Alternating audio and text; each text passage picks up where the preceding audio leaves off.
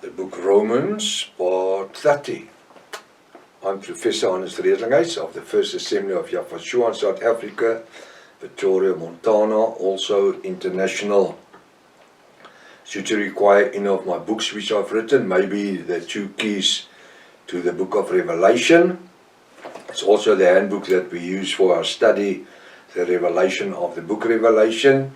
You can contact me at my WhatsApp number, +27 for South Africa, 0722 367 124, or just go to my website, https://Yaffa, YAHVAH.co.za. If this is the first time that you are about to participate in the study, you are so very welcome. Please go to part 1, because you've missed out on quite a bit of information, and believe me, there is revelation information. So you've got to start from the beginning, otherwise you missed out. It's very important to subscribe to the channel in order to receive the different notifications of all the other studies that we are busy with. Send this link to your friends and family. Friends, everybody that's dear to you. Make sure you have these have a 1611 King James Bible, pen and paper ready. It's very important to know that we do not associate ourselves with any churches, denominations, organizations, any Protestant or Catholic churches or whatsoever. We are not part of nobody. We are End Time Bible Study Group. We're using the 1816 restoration of the original Sacred Name Bible, the one that was translated by Dr. Joseph Brian Rottenham, where the name Jesus was originally Yafashua. Where the name God, as we know it, was originally Elohim or Hashim. The name Lord was originally Yaffa. The name of the Holy Spirit was originally the Ruach HaKodesh. Welcome to Breakfast with Prof. Hannes. I trust that this study this morning is going to be a blessing unto you. In the name above every other name, the name Yafashua. Hallelujah. We are to continue where we left off yesterday morning. The book of Romans, chapter 2. Chapter 2. Now what Apostle Paul is doing after all these condemnations that we saw last week and the whole first part of this week, we now find that he's addressing certain people. He says that we can't just put ourselves on a pedestal and think that we are super holy. We live in a world where especially the Yafist, those that says we are saved by grace, we are living in a standard of holiness. You know what? Satan has our attention. And he will try everything to break us down. Why?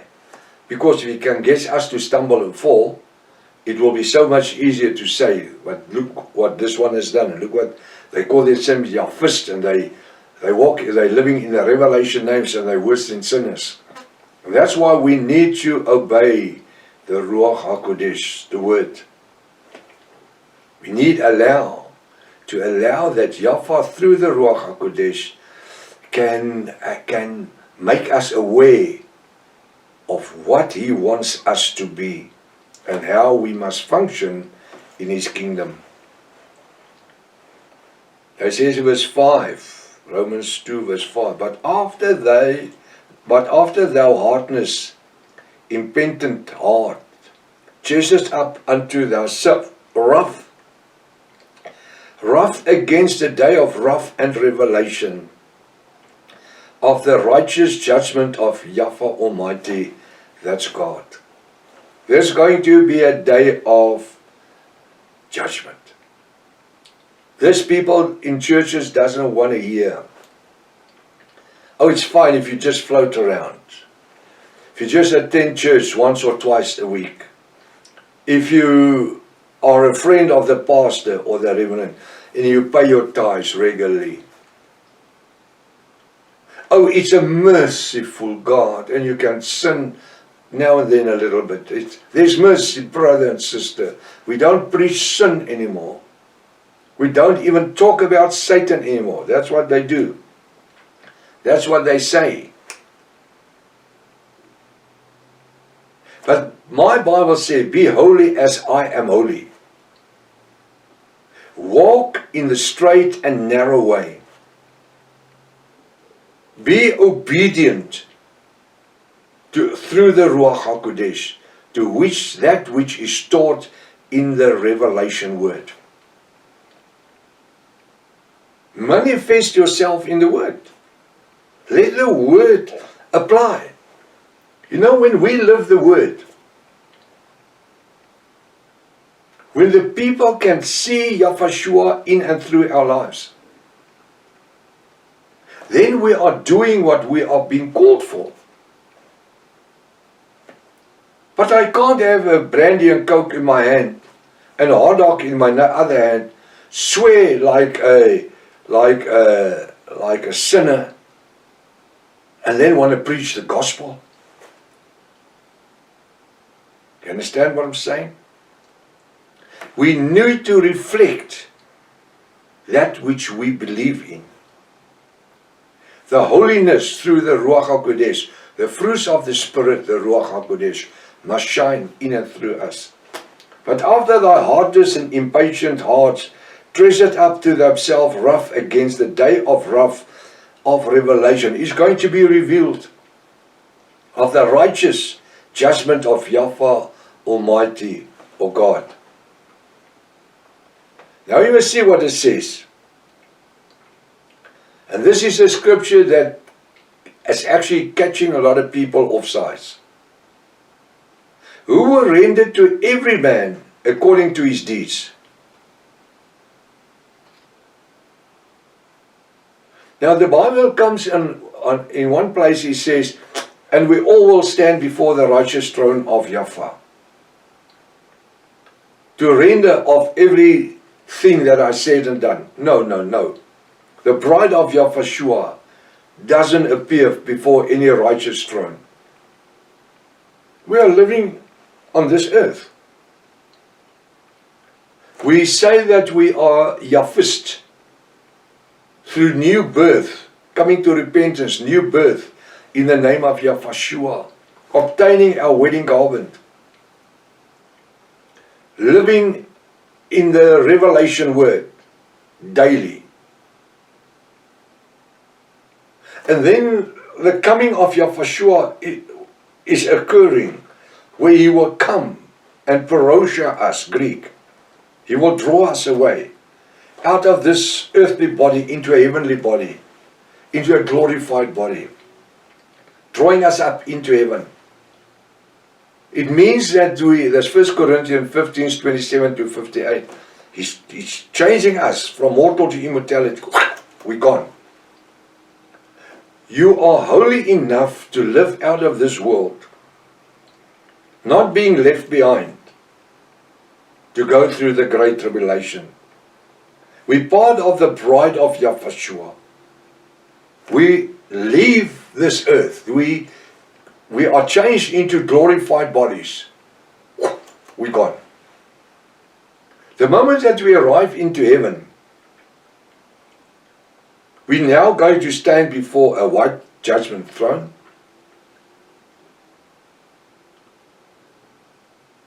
This is what the church preach. All have sinned. All have sinned. All men and women is unrighteous. But the Bible says we are saved by grace. What is the reason to live in holiness today, all my life? Isn't there any reward? I'm living in holiness, striving towards perfection, because the Bible says, I believe the word. Because the Bible says that we that was unrighteous became righteous through the grace and the redemption blood of Yahshua. If that which I just said is not truth, what is the reason for us to keep living in holiness? Then we can become fornicationers and pornographic watchers, and we can become alcoholics. We can do what the world does. All the things that we saw from Monday up till this morning. But Yahweh has called us with a purpose. Because He said, be holy as I am holy. So what do? We're striving towards perfection. But now we need to stand before the throne. You know what? If I would sit at a coffee table, at a tea room or something, and here comes past a little lady, high heels, mini, she's got a mini skirt on, and immediately my eyes will be drawn to the flesh. Do I sin? No, how can I sin? I was there first, I sat there. I can't help she walks past there. So immediately the Ruach would says, what are you looking for? Your old man. You understand what I'm saying? You know, when do I sin? If I get up and go after and ask her a telephone number, that's when I sin. Tonight I will knock at the door at 8 o'clock and she will open the door.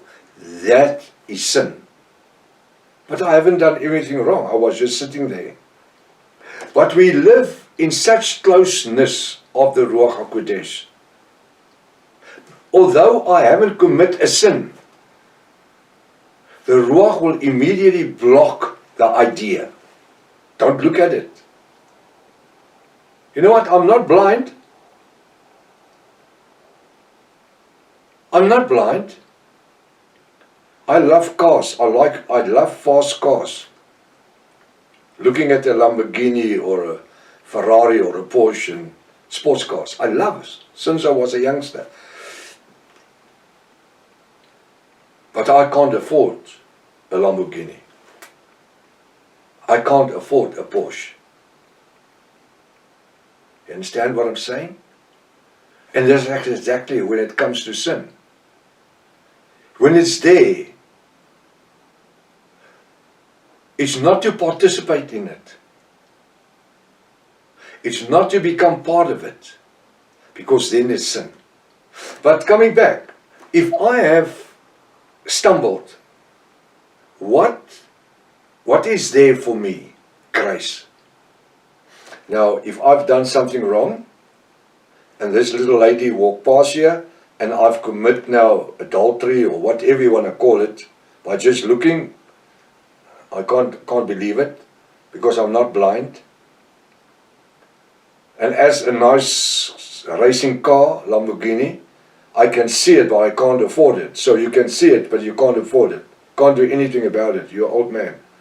So that's not a sin. So immediately, the Ruach will say, hey man, watch it. That, if it's a sin, gets wiped out immediately.